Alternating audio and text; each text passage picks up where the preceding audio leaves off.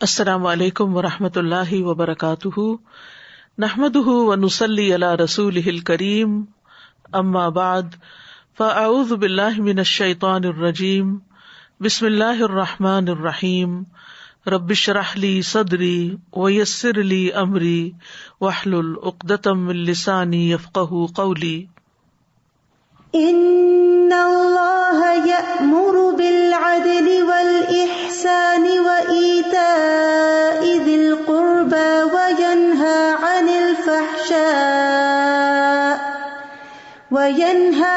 الفحشاء والمنکر والبغی یعظکم لعلکم تذکرون۔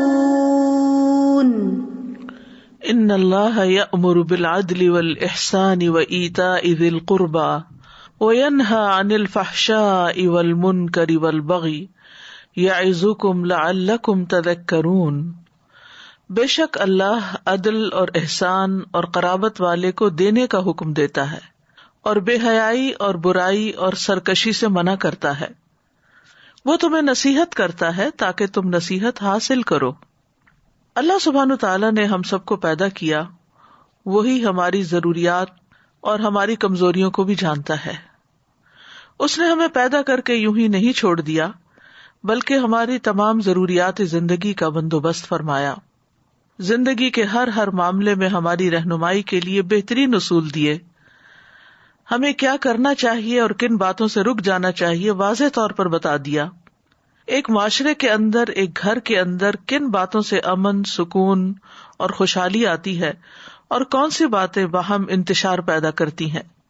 اللہ تعالیٰ سے دعا ہے کہ وہ ہمیں اپنے احکامات کو سمجھنے اور ان پر عمل کرنے کی توفیق دے، تاکہ ہماری یہ زندگی بھی پرسکون ہو جائے اور آخرت کی زندگی بھی پرسکون ہو۔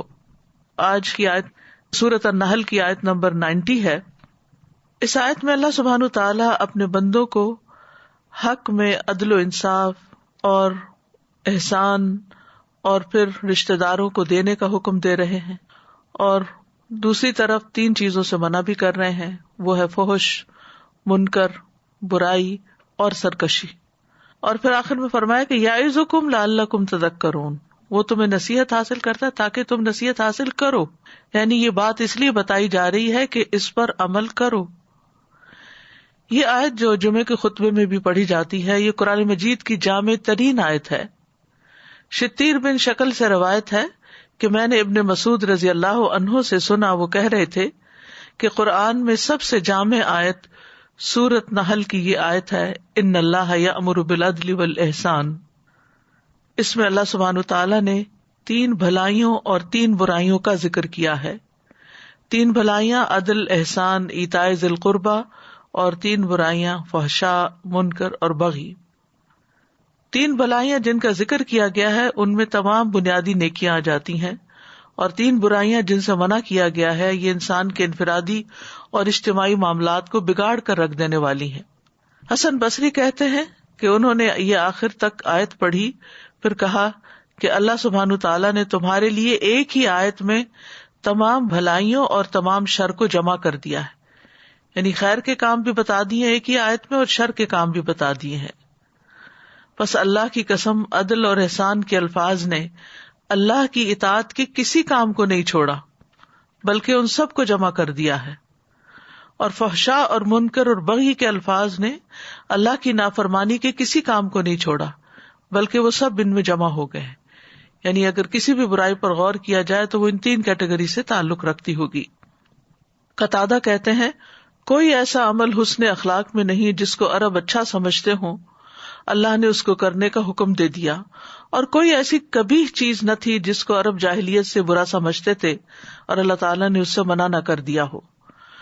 تو بہرحال اس آیت میں کرنے کے کام بھی بتا دیے گئے اور نہ کرنے کے کام بھی بتا دیے گئے۔ تو فرمایا کہ ان اللہ یأمر، بے شک اللہ حکم دیتا ہے۔ جب اللہ تعالیٰ کسی چیز کا حکم دیتے ہیں تو پھر ہمارے لیے لازم ہوتا ہے کہ ہم اس حکم کو مانیں، کیونکہ ہم اللہ پر ایمان رکھتے ہیں، ہم اس کی کتاب پر ایمان رکھتے ہیں۔ تو ایمان رکھنے کا مطلب یہ ہے کہ جو پھر کہا جا رہا ہے اس کو لے لو۔ تو حکم دیتا ہے کس چیز کا؟ عدل اور احسان کا۔ عدل اور احسان کی تعویل میں علماء کا اختلاف ہے۔ عدل سے مراد انصاف اور احسان سے مراد لوگوں کے ساتھ بھلائی کرنا ہے۔ یہ بھی کہا گیا ہے کہ عدل سے مراد فرائض ادا کرنا اور احسان سے مراد مستحبات کو ادا کرنا، یعنی فرض سے زائد چیز، زیادہ نیکی۔ یہ بھی کہا گیا کہ عدل جو ہے وہ فرض ہے اور احسان جو ہے وہ نفل ہے۔ ابن عباس سے مروی ہے کہ عدل سے مراد توحید ہے اور احسان سے مراد فرائض کی ادائیگی ہے، اور ابن عباس سے یہ بھی مروی ہے کہ احسان توحید میں اخلاص کو اپنانا ہے۔ مقاتل کہتے ہیں کہ عدل سے مراد توحید ہے اور احسان سے مراد لوگوں سے درگزر کرنا ہے۔ ایک اور قول یہ ہے کہ اللہ افعال میں عدل کرنے کا اور اقوال میں احسان کرنے کا حکم دیتا ہے۔ ابن العربی کہتے ہیں کہ عدل وہ ہے جو اللہ تعالیٰ نے اپنی کتاب میں بیان فرما دیا اور اپنے رسول کی زبانی بتا دیا اور اس کو اپنانے کا حکم دیا۔ عدل بندے اور رب کے درمیان ہوتا ہے، عدل معاملات میں بھی ہوتا ہے، جیسے خرید و فروخت کے معاملے میں، معاہدات میں، تمام معاملات اور معاوضے یہ سب عدل سے ادا کیے جائیں، نہ کہ دھوکہ دیا جائے کسی کو، نہ کسی کے حق میں کمی اور نہ ظلم کیا جائے۔ احسان یعنی لوگوں کو مال اور بدن اور علم سے فائدہ پہنچانا، یہاں تک کہ جانوروں سے بھی احسان کرنا اس میں شامل ہے۔ یہ تو عدل کا عمومی مفہوم ہے۔ جہاں تک ابن العربی کا قول ہے تو ان کا کہنا ہے کہ احسان میں عقائد میں عبادات، معاملات سب شامل ہے۔ پھر اسی طرح عدل سے مراد حقدار کو اس کا حق دینا ہے، اور احسان کا مطلب ہے اضافہ کر کے دینا، یعنی دوسرے کو اس کے حق سے زیادہ دینا۔ جو برائی کرے اس کے ساتھ اچھا کرنا، برا کرنے والے کو معاف کر دینا، کاٹنے والے سے ملنا جڑنا اور محروم کر دینے والے کو دینا۔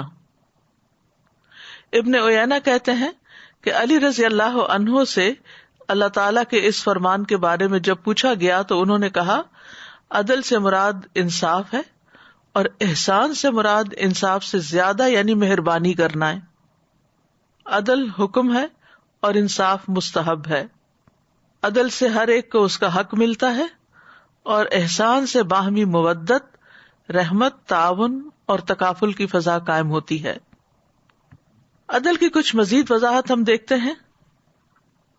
عدل کا لغوی معنی ہے کمی اور زیادتی کے درمیان میانہ روی اختیار کرنا اور کاموں میں اعتدال کرنا، یعنی دو چیزیں ہو گئی، یعنی ایک کمی اور زیادتی کے درمیان میانہ روی اختیار کرنا اور دوسرے اعتدال اختیار کرنا، یعنی زندگی کے تمام معاملات میں اعتدال اختیار کرنا، اور اس کے بالمقابل ظلم اور جور ہے، یعنی ظلم و زیادتی ہے۔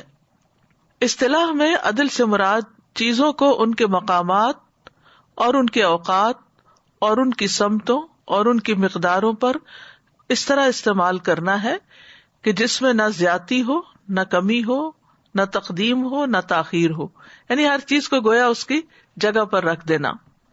تو جس عدل کا اللہ تعالیٰ نے حکم دیا ہے اس میں بندے کا اپنی ذات کے حق میں اور اللہ کے حق میں عدل کرنا شامل ہے۔ تو اس میں پھر معنی کیا ہوا کہ حقوق کو پورا پورا ادا کیا جائے، اللہ کے حق کو بھی پورا ادا کیا جائے اور بندوں کے حق کو بھی پورا پورا ادا کیا جائے۔ پھر اسی طرح اپنی ذمہ داریوں کو ادا کرنا بھی عدل ہے، یعنی ہر سرپرست، ہر ذمہ دار کے ذمے جو ذمہ داری عائد ہوتی ہے اسے چاہیے کہ وہ ادا کرے، خواہ وہ کوئی حکمران ہے یا کوئی جج ہے یا کسی کمپنی کا ذمہ دار ہے۔ ابن عطیہ کہتے ہیں کہ عدل یہ ہے کہ ہر فرض کام پر عمل کیا جائے، یعنی جتنے بھی ہم پر فرائض عائد ہوتے ہیں ان فرائض کو ہم ادا کریں تو یہ ہم نے عدل کیا، انصاف کیا۔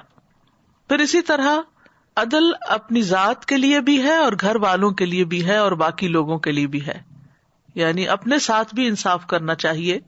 انسان پہ واجب ہے کہ وہ اپنی ذات، اپنے گھر والوں کے بارے میں عدل قائم کرے اور ان لوگوں کے بارے میں عدل قائم کرے جن کی حفاظت تو اس کی ذمہ داری ہے۔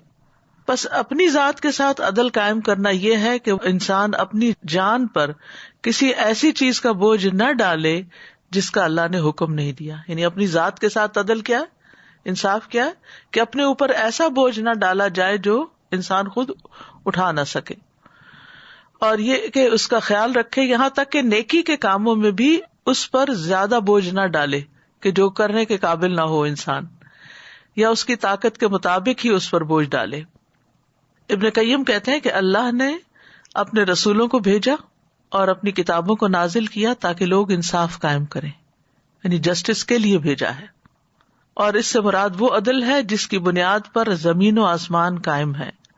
پس جب عدل کی علامات ظاہر ہوتی ہیں اور کسی بھی صورت میں اس کا چہرہ عیاں ہوتا ہے تو وہاں اللہ کی شریعت اور اس کا دین ہوتا ہے. یہ پوری کائنات کا دین اسلام ہے.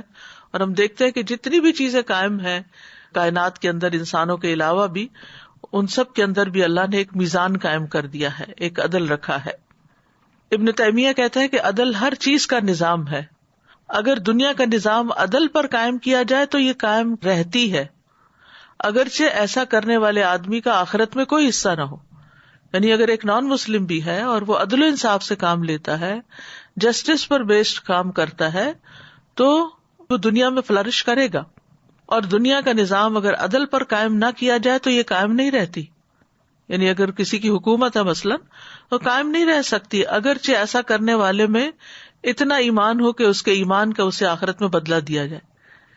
یعنی ایک مسلمان حکمران اگر عدل نہیں کرتا تو اس کی حکومت قائم نہیں رہ سکتی، اور اگر ایک نان مسلم حکمران عدل سے کام لیتا ہے تو وہ دنیا میں فلرش کرے گا، اس کی حکومت قائم رہے گی. پھر اسی طرح یہ ہے کہ ہر صاحب حق کو اس کا حق دینا جو ہے یہ عدل ہے. نبی صلی اللہ علیہ وسلم نے سلمان فارسی اور ابو درداء کو آپس میں بھائی بھائی بنا دیا تھا. ایک مرتبہ سلمان ابو درداء رضی اللہ عنہ سے ملاقات کے لیے تشریف لائے اور ام درداء کو بڑی خستہ حالت میں دیکھا. پوچھا کیا حال ہے؟ وہ بولی تمہارے بھائی ابو درداء کو دنیا سے کوئی سروکار نہیں. پھر ابو درداء تشریف لائے تو سلمان رضی اللہ عنہ نے ان سے کہا تمہارے رب کا بھی تم پر حق ہے، تمہاری جان کا بھی تم پر حق ہے، تمہاری بیوی کا بھی تم پر حق ہے، بس سارے حقداروں کے حقوق ادا کرو. پھر وہ نبی صلی اللہ علیہ وسلم کی خدمت میں حاضر ہوئے تو آپ سے اس کا ذکر کیا. آپ نے فرمایا سلمان نے سچ کہا. کہ بات یہی ہے کہ انسان اپنی جان کو بھی دیکھے کہ وہ کتنا بوجھ کسی چیز کا اٹھا سکتا ہے، اور پھر اس کے آس پاس جو اس کی ذمہ داری میں ہے، اس کی کفالت میں ہے، ان کے حقوق ادا ہو رہے ہیں یا نہیں. اور اسی طرح عبادات کا کیا حال ہے. تو ان تمام چیزوں میں اگر انسان بہت زیادہ نہ کر سکے لیکن ان سب کا حق دیتا رہے، یعنی گھر والوں کا بھی دے، اپنے آپ کا بھی دے، اور اللہ سبحانہ تعالیٰ کا بھی دے. یعنی بعضوں کا یہ ہوتا ہے نا کہ ایک چیز میں ہم اتنا زیادہ ہو جاتے ہیں، اتنی دور تک چلے جاتے ہیں کہ باقیوں کے حق جو ہیں وہ مارے جاتے ہیں، حتیٰ کہ ہم اپنے آپ کو بھی بھلا دیتے ہیں. وَلَا تَكُونُوا كَالَّذِينَ نَسُوا اللَّهَ فَأَنسَاهُمْ أَنفُسَهُمْ. اور بعض اوقات ہم اللہ کو بھول جاتے ہیں تو اپنے آپ کو بھی بھول جاتے، صرف دنیا کے پیچھے بھاگ رہے ہوتے ہیں. پھر اسی طرح یہ ہے کہ اپنی اولاد کے درمیان باہم عدل قائم کرنا چاہیے. آپ صلی اللہ علیہ وسلم نے فرمایا اپنی اولاد کے درمیان عدل قائم کرو، اپنی اولاد کے درمیان عدل کرو، اپنی اولاد کے درمیان عدل کرو. آپ نے یہ بھی فرمایا اپنی اولاد کے درمیان عدل کرو جیسا کہ تم پسند کرتے ہو کہ وہ تمہارے ساتھ حسن سلوک کریں. تو اس میں اولاد کے ساتھ فیورٹزم نہیں ہونا چاہیے کہ کسی بچے کو بہت نواز دیں اور کسی بچے کو اگنور کر دیں. اولاد کو تحائف دینے میں عدل کرنا چاہیے. نبی صلی اللہ علیہ وسلم نے فرمایا اپنی اولاد کے درمیان تحفہ دینے میں عدل کرو جیسے تم پسند کرتے ہو کہ وہ تمہارے ساتھ نیکی کرنے میں برابری کریں. لیکن یہاں یہ یاد رکھیے کہ بعض اوقات ایک بچہ زیادہ ضرورت مند ہوتا ہے، مثلاً اس کی تعلیم کا سلسلہ جاری ہے اور بڑا جو ہے وہ تعلیم حاصل کر چکا اور اس وقت تعلیم سستی بھی تھی، اس کی شادی بھی ہو گئی، اب وہ اپنے پاؤں پہ کھڑا ہے. اب آپ اگر ایک بچے کی فیس ادا کر رہے ہیں اور $1000 میں ہے اور دوسرا بچے کو آپ کچھ بھی اس کے برابر نہیں دے رہے کیونکہ اس کی اب وہ ضرورت نہیں ہے، وہ اپنی ضرورت خود بھی پوری کر سکتا ہے، تو یہ عدل کے منافی نہیں ہے. یہ یعنی ضروریات کو سامنے رکھتے ہوئے کسی کو دینا. اسی طرح بعض اوقات ایک بچہ ویل ٹو ڈو ہوتا ہے، اپنا سب خود کر سکتا ہے، اور دوسرا بچہ جو ہے وہ کوشش کے باوجود بھی نہیں اٹھ سکتا. تو ایسی صورت میں اگر والدین اس بچے کی مدد کے لیے، اس کو اٹھانے کے لیے اس پر کچھ اسپینڈ کرتے ہیں تو یہ عدل کے خلاف نہیں ہے. عدل کا مطلب یہ ہے کہ جب کوئی تحفہ یا کوئی ہبہ یا کوئی چیز تقسیم کی جا رہی ہے جو کہ کسی کی ضرورت نہیں ہے، آپ اپنی دل کی خوشی سے دے رہے ہیں، تو وہ پھر لڑکی ہو یا لڑکا ہو سب میں برابر دی جائے گی. اسی طرح محبت کرنے میں بھی عدل کرنا چاہیے.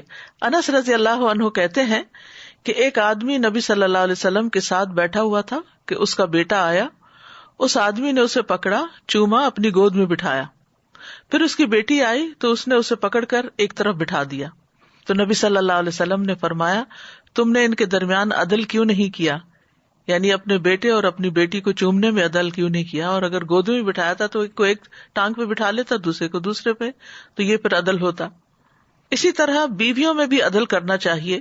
نبی صلی اللہ علیہ وسلم نے فرمایا جس کے نکاح میں 2 عورتیں ہوں اور وہ کسی ایک کی طرف مائل ہو تو وہ قیامت کے دن اس حال میں آئے گا کہ اس کا ایک پہلو ایک طرف کو جھکا ہوا ہوگا، تو اس لیے یہ بھی عدل کے دائرے میں آتا ہے۔ پھر اسی طرح فیصلوں میں بھی عدل، آپ صلی اللہ علیہ وسلم نے فرمایا بے شک انصاف کرنے والے رحمان کی دائیں جانب اللہ کے نزدیک نور کے ممبروں پر ہوں گے، اللہ کے دونوں ہاتھ دائیں ہیں، یہ وہ لوگ ہوں گے جو اپنے فیصلوں، اپنے اہل و عیال اور جن کے یہ ذمہ دار ہیں ان میں عدل و انصاف کرنے والے ہیں۔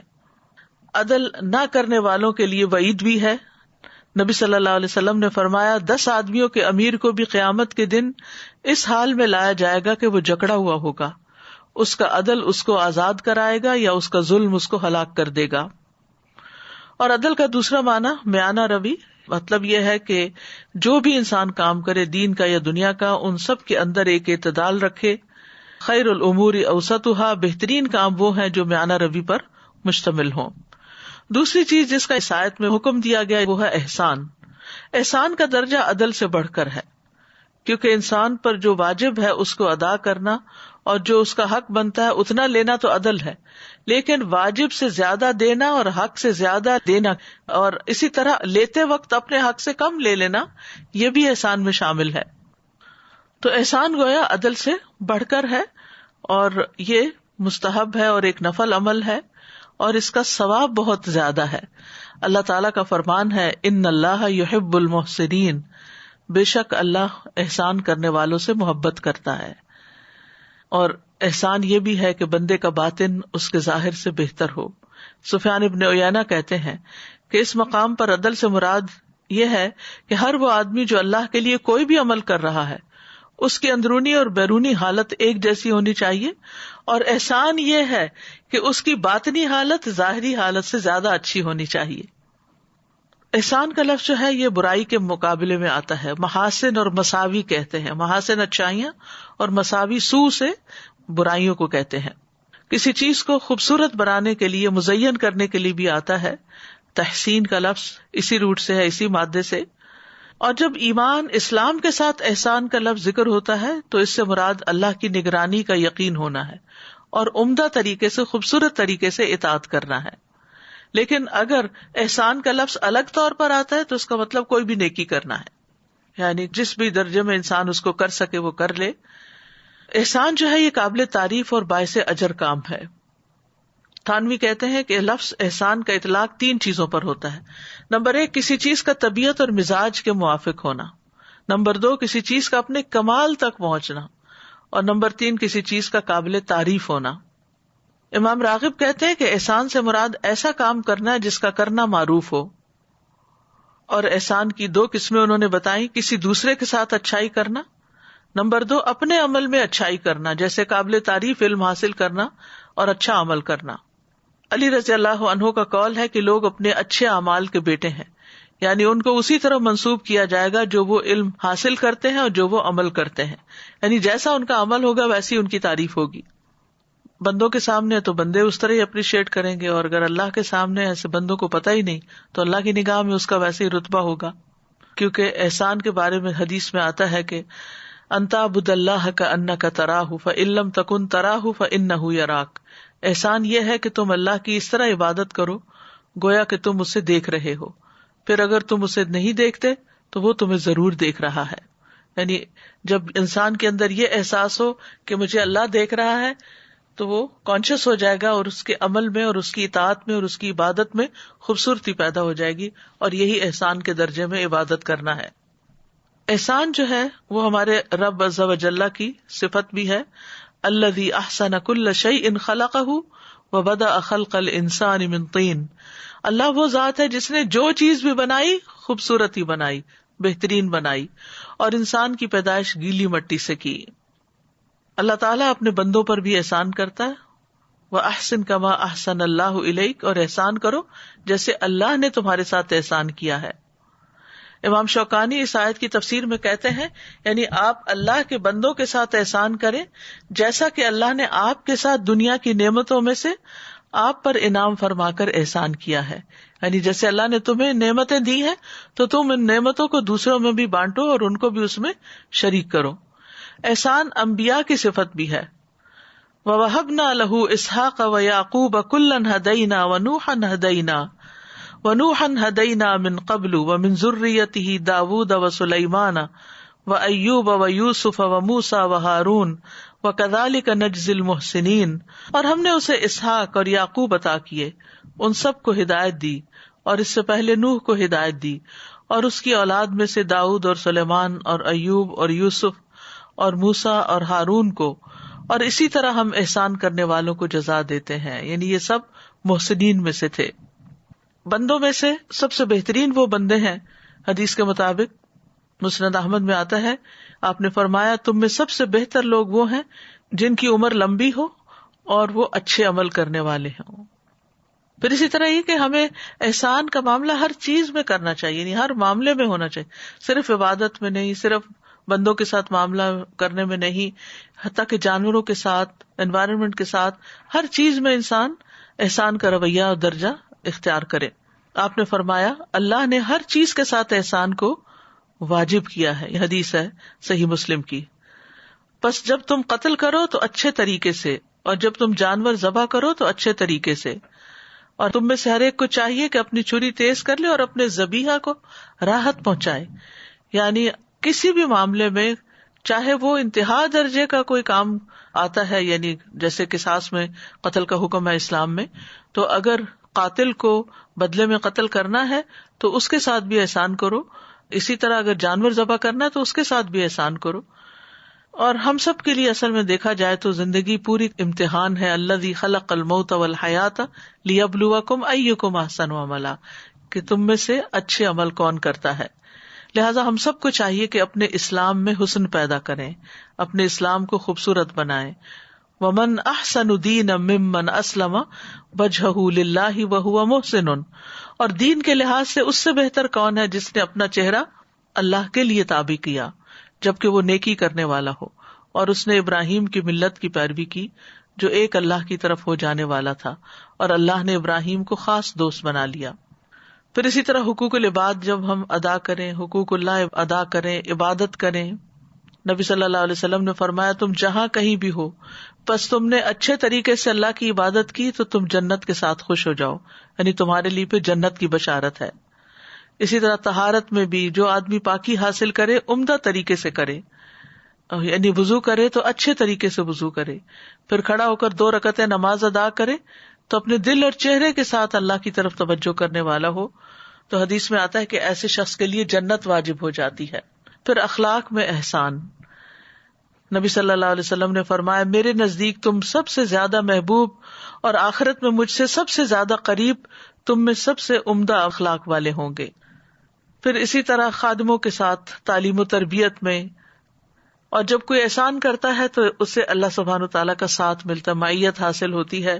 ان اللہ مع الذین اتقوا والذین هم محسنون، بلا شبہ اللہ ان لوگوں کے ساتھ ہے جو اس سے ڈرتے ہیں اور احسان کرنے والے ہیں. ایک اور جگہ پر بھی آتا ہے وَإِنَّ اللَّهَ لَمَعَ الْمُحْسِنِينَ. پھر اللہ کی محبت ملتی ہے، اللہ کی رحمت ملتی ہے. إِنَّ رَحْمَتَ اللَّهِ قَرِيبٌ مِّنَ الْمُحْسِنِينَ. اللہ تعالیٰ کی رضامندی ملتی ہے، دنیا اور آخرت کی بھلائیاں ملتی ہیں. لِلَّذِينَ أَحْسَنُوا فِي هَذِهِ الدُّنْيَا حَسَنَةٌ. جن لوگوں نے بھلائی کی ان کے لیے اس دنیا میں بھی بھلائی ہے. احسان کے بدلے اللہ بندے پر احسان فرماتے ہیں. هل جزاء الإحسان إلا الإحسان. احسان کی وجہ سے انسان کے اندر ایک شرح صدر حاصل ہوتا ہے، ایک خوشی حاصل ہوتی ہے، نفس کی پاکیزگی حاصل ہوتی ہے. احسان کی وجہ سے علم اور حکمت ملتا ہے. احسان کرنے والا شخص گناہ سے محفوظ رہتا ہے. احسان کرنے والا دراصل اپنے آپ پر احسان کر رہا ہوتا ہے، اور اللہ سبحانہ وتعالیٰ اس کو مزید فضل سے بھی نوازتے ہیں. وَسَنَزِيدُ الْمُحْسِنِينَ. اجر عظیم کا وعدہ ہے. ہر خوف اور غم سے پاک ہوں گے وہ لوگ جو محسنین ہیں. وَاصْبِرْ فَإِنَّ اللَّهَ لَا يُضِيعُ أَجْرَ الْمُحْسِنِينَ. اللہ محسنین کا اجر ضائع نہیں کرتا. احسان نعمتوں میں اضافے کا سبب ہے. احسان ایمان کا مغز ہے. احسان کرنے کا سب سے زیادہ حقدار وہ شخص ہے جس پر اللہ احسان کرے. یعنی اگر اللہ نے آپ کو نعمتیں عطا کی ہیں تو پھر آپ ان میں دوسروں کو شریک کریں. یہ سب سے بہترین احسان ہے. تیسری چیز ایتاء ذی القربہ، جس پر ہم نے کل بھی بات کی صلہ رحمی کے حوالے سے، کہ اللہ تعالیٰ رشتہ داروں کو دینے کا حکم دیتا ہے. اور یہاں بھی اللہ سبحانہ تعالیٰ نے خاص طور پر رشتہ داروں کا ذکر کیا کہ ان کے ساتھ احسان کیا جائے. اکثر لوگ اس سے غافل ہو جاتے ہیں اور ان کے حق میں سستی کر جاتے ہیں، یا احسان کرنے میں یعنی حق دینے میں سستی کر جاتے ہیں. قرض لیا تو واپس نہیں لوٹایا، وعدہ کیا تو پورا نہ کیا، اور یہ اپنے فرائض ادا کرنا، کمٹمنٹس نبھانا، یہ عدل ہے. اور پھر اس سے بڑھ کر دینا، یعنی کمٹمنٹ نہیں بھی کی پھر بھی مزید دینا، یہ احسان ہے. تو رشتہ داروں کے ساتھ احسان کرنا سب سے پہلے انہی سے آغاز کرنا چاہیے، کیونکہ رشتہ داری نبھانے سے برکتیں حاصل ہوتی ہیں. ابن عمر کہتے ہیں جو اپنے رب کا تقوی اختیار کرے اور صلہ رحمی کرے، اس کی موت میں تاخیر کر دی جاتی ہے، اس کے مال میں اضافہ کر دیا جاتا ہے، اس کے گھر والے اس سے محبت کرنے لگتے ہیں، اور قیامت کے دن رشتہ داروں کے حقوق کا سوال کیا جائے گا. سلسلہ صحیحہ کی حدیث ہے، جب کوئی رشتہ دار اپنے کسی قرابت دار کے پاس جا کر کسی ایسی زائد چیز کا سوال کرتا ہے جو اللہ نے اسے عطا کی ہوتی ہے لیکن وہ اس میں بخل کرتا ہے، تو ایسے آدمی کے لیے قیامت کے دن جہنم سے سانپ نکالا جائے گا جو اپنی زبان نکالے ہوئے ہوگا، اور جسے شجاع کہتے ہوں گے اسے اس آدمی کا طوق بنا دیا جائے گا. یعنی ایک ضرورت مند ہے، محتاج ہے، اور دوسرے کے پاس ضرورت سے زائد ہے لیکن وہ محتاج کو نہیں دیتا، تو پھر اس کا انجام اتنا بھیانک ہوگا. تو یہ تھی وہ 3 چیزیں جن کا اللہ نے حکم دیا، عدل، احسان اور رشتہ داروں کو دینے کا. اور 3 وہ چیزیں جن سے اللہ تعالیٰ نے روکا ہے، ان میں سب سے پہلے فحشاء ہے. فحشاء سے مراد تمام محرمات ہیں، یعنی وہ چیزیں جنہیں اللہ تعالیٰ نے حرام قرار دیا ہے، تمام نافرمانیاں. دوسرا اس کا معنی زنا کیا گیا ہے کہ فحشاء سے مراد زنا ہے.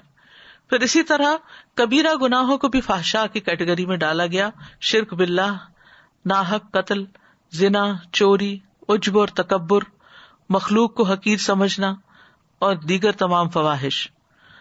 تو فحش کا اصل معنی ہوتا ہے مقبول حد سے تجاوز کرنا، یعنی کوئی چیز اپنی پسندیدہ حد سے باہر نکل جائے. ابن عاشور کہتے ہیں کہ فحشاء فاحشہ کا اسم ہے، اور فحش کہتے ہیں مقبول حد سے تجاوز کرنے کو.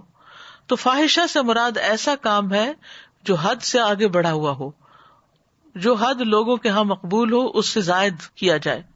یعنی شریعت میں کسی بات یا کام کی جس حد تک اجازت دی گئی ہو اس حد سے آگے بڑھنا جو ہے یہ فاحشہ شمار ہوتا ہے. اور منکر سے مراد وہ قول یا فعل ہے جس کو شریعت برا سمجھتی ہو اور اس کے واقع ہونے کو اچھا نہ سمجھتی ہو. تو گویا فحشاء اور منکر دونوں کو یکجا کیا جا سکتا ہے کہ اس میں دونوں کی مذمت کے پہلو مختلف ہونے کو ملحوظ رکھا جائے گا. یعنی اگر وہ زیادہ قابل مذمت ہوگا تو فاحشہ ہوگا، اور کم قابل مذمت ہوگا تو منکر ہوگا. یعنی دونوں کا فرق بھی یہاں پتہ چل جائے.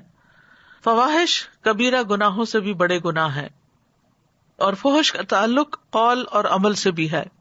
یعنی گھٹیا باتیں کرنا، گالی گلوچ کرنا، یہ تمام چیزیں قول کے فحش سے تعلق رکھتی ہیں، اور عمل میں زنا، عمل قوم لوط اور دیگر اسی طرح کی برائیاں. اور منکر ہر وہ کام جسے شریعت اور دیگر لوگ برا خیال کرتے ہیں اور اس کے کرنے سے منع کریں، یہ معروف کی اپوزٹ ہے. تو فحاشی کی ہمارے دین میں حرمت بتائی گئی ہے. قرآن مجید میں آتا قل انما حرم ربی الفواحش ما ظہر منها وما بطن والاثم والبغی بغیر الحق. کہہ دیجئے میرے رب نے تو صرف بے حیائیوں کو حرام کیا جو ان میں سے ظاہر ہیں اور جو چھپی ہوئی ہیں، اور گناہ کو اور ناحق زیادتی کو، اور یہ کہ تم اللہ کے ساتھ شریک ٹھہراؤ جس کی اس نے کوئی دلیل نہیں اتاری، اور یہ کہ تم اللہ پر وہ کہو جو تم جانتے نہیں. نبی صلی اللہ علیہ وسلم نے فرمایا اللہ سے زیادہ اور کوئی غیرت مند نہیں، اسی لیے اس نے بے حیائیوں کو حرام قرار دیا ہے، خواہ وہ ظاہر میں ہو یا پوشیدہ ہو. اللہ فحش کا حکم نہیں دیتا لیکن شیطان فحش کا حکم دیتا ہے.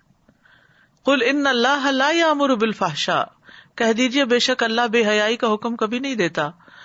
اور شیطان انما یأمرکم بالسوء والفحشاء وان تقولوا علی اللہ ما لا تعلمون، اور وہ تمہیں برائی اور بے حیائی کا حکم دیتا ہے اور یہ کہ تم اللہ پر وہ بات کہو جو تم جانتے نہیں ہو۔ قرآن مجید میں فحش سے بچنے والوں کی تعریف بھی کی گئی ہے۔ سورۃ شورى میں آتا ہے والذین یجتنبون کبائر الاثم والفواحش واذا ما غضبوا هم یغفرون، وہ لوگ جو بڑے بڑے گناہوں اور بے حیائیوں سے بچتے ہیں اور جب بھی غصے میں ہوتے ہیں تو معاف کر دیتے ہیں۔ نبی صلی اللہ علیہ وسلم نے فرمایا مومن نہ تو تانا دینے والا ہوتا ہے، نہ لعنتیں کرنے والا، اور نہ فحش کلامی کرنے والا ہوتا ہے، اور نہ گالی گلوچ کرنے والا۔ غصے میں انسان کو عام طور پر نہیں پتا چلتا کہ اس کے منہ سے کیا نکل رہا ہے۔ جو بھی ہو، انسان کو اس بات کا یقین ہونا چاہیے کہ اس کے منہ سے نکلا ہوا ہر لفظ لکھا جا رہا ہے اور اس کا حساب ہوگا، لہذا وہ جب بات کرے تو اپنے آپ کو فحش باتوں سے بچا لے، ظلم اور زیادتی کی باتوں سے بچا لے، کیونکہ فحش کلامی سے اللہ تعالیٰ نفرت کرتے ہیں۔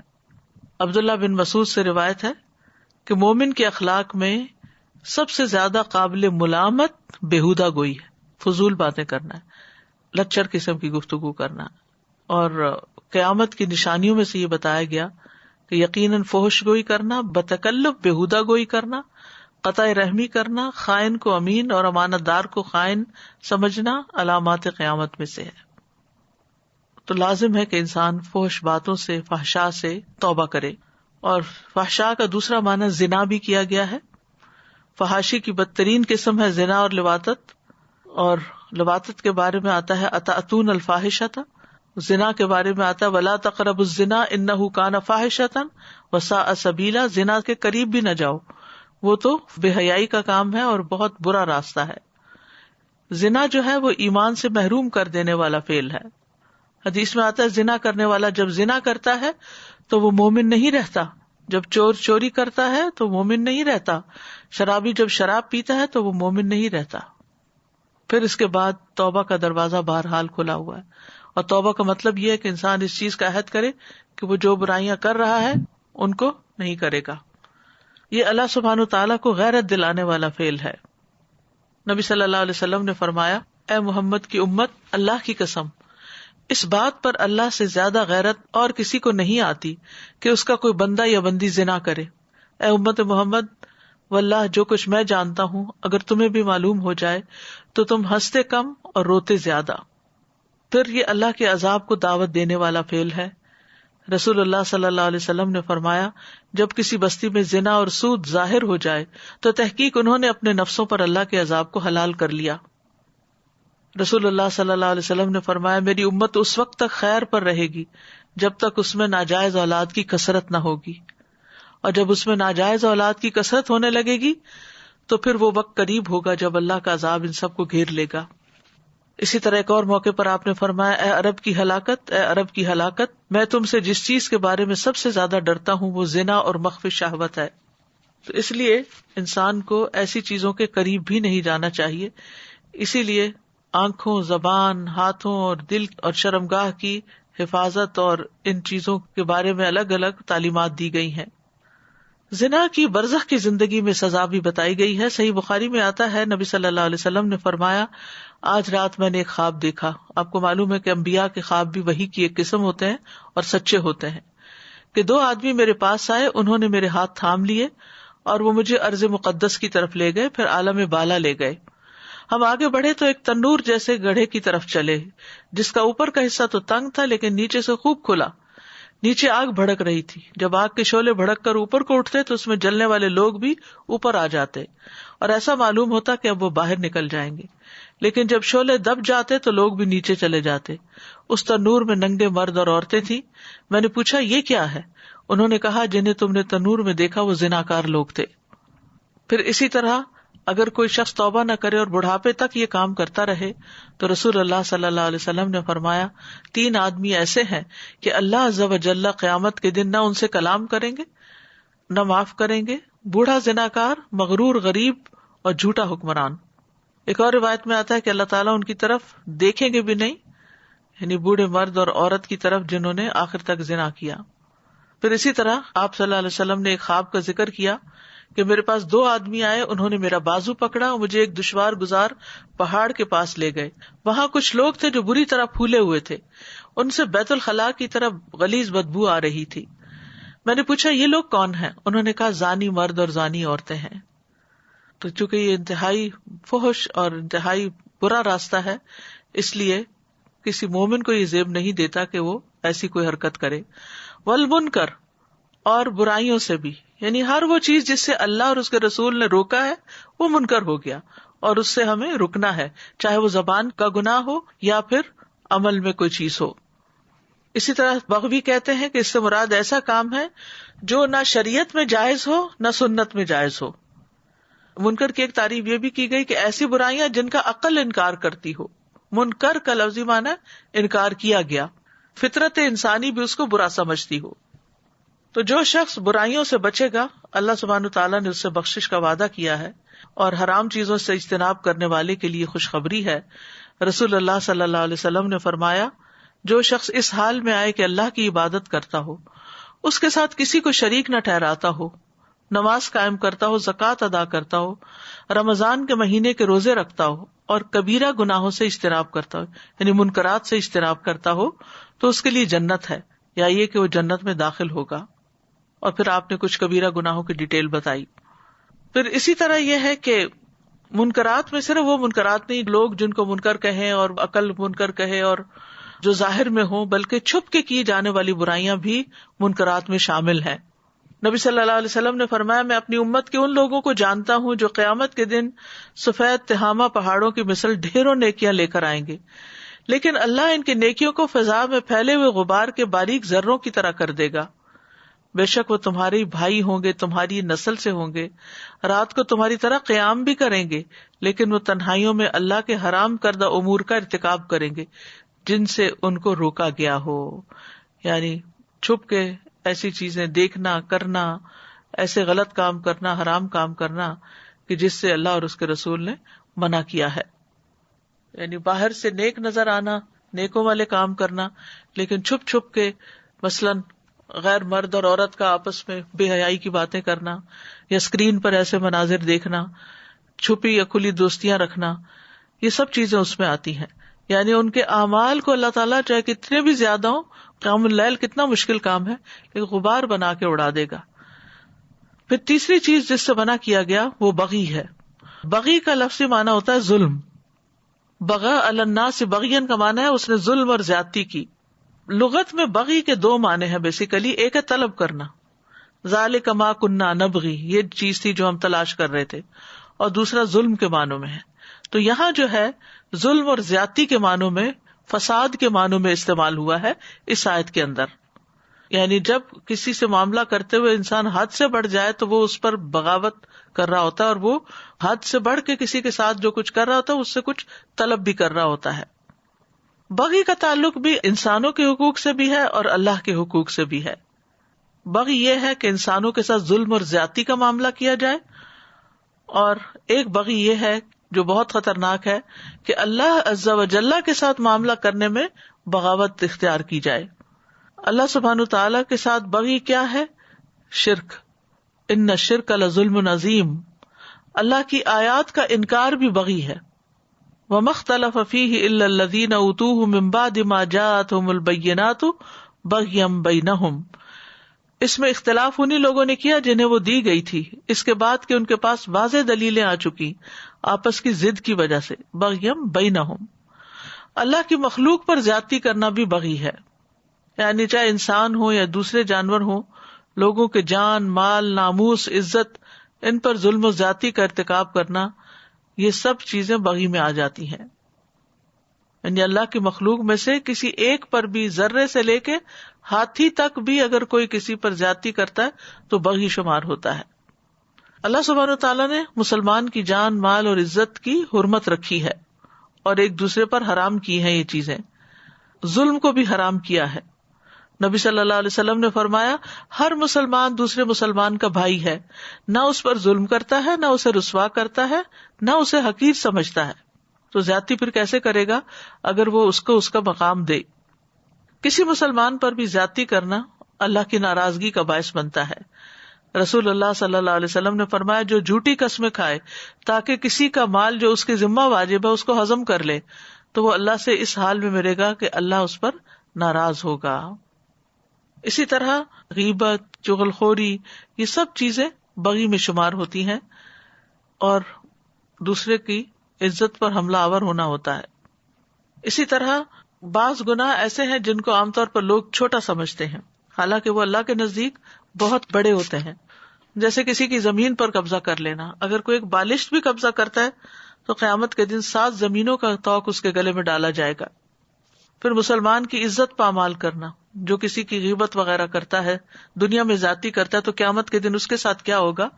انس بن مالک کہتے ہیں کہ رسول اللہ صلی اللہ علیہ وسلم نے فرمایا جب میرے رب عز و جل نے مجھے معراج عطا کی تو میں ایک قوم پر گزرا، ان کے ناخن تانبے کے تھے، وہ ناخنوں سے اپنے چہرے اور سینے کھرچ رہے تھے.